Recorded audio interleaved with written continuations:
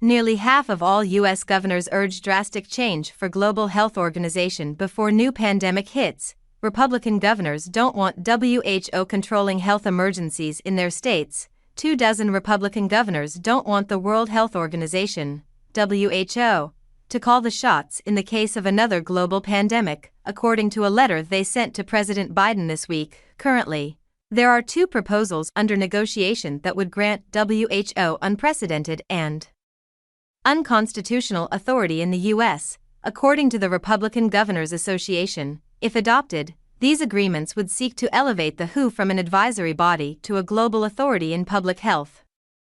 The letter stated, under the proposed amendments in treaty, the WHO's Director General would supposedly gain unilateral power to declare a public health emergency of international concern in member nations, extending beyond pandemics to include a range of perceived emergencies.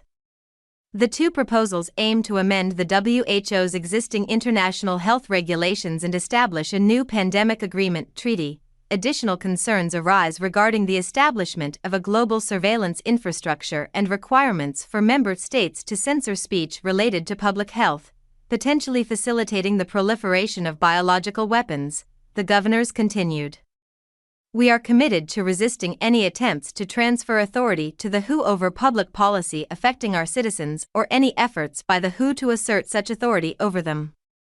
Governors: Ron DeSantis of Florida, Kay Ivey of Alabama, Mike Dunleavy of Alaska, Eric Holcomb of Indiana, Kristi Noem of South Dakota, Bill Lee of Tennessee, Jim Justice of West Virginia and Governor Kim Reynolds of Iowa are among those who signed the letter. The governors of Texas, Georgia, Idaho, Kentucky, Louisiana, Mississippi, Montana, Nebraska, Nevada, New Hampshire, North Dakota, Oklahoma, South Carolina, Utah, Virginia and Wyoming also signed the letter. The letter also said the proposed WHO agreement would radically change the way governors are able to respond to health emergencies in their states. Earlier this month, Senator Ron Johnson, Republican Wisconsin, led the entire Republican Senate conference in calling on President Biden to reject agreements that would expand the authority of the WHO in the case of a global pandemic. The World Health Assembly, WHA, is set to run from May 27 to June 1, and international agreements are expected to be considered.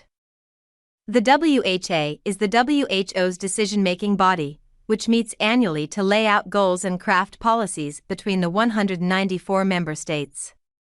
While Biden's administration has committed to enhancing global coordination to combat pandemics, it has also criticized some elements of the WHO's potential treaty. Specifically, officials have poured cold water on agreements that don't protect the patents of pharmaceutical companies sufficiently, Politico reported in January. The White House and WHO did not immediately provide comment.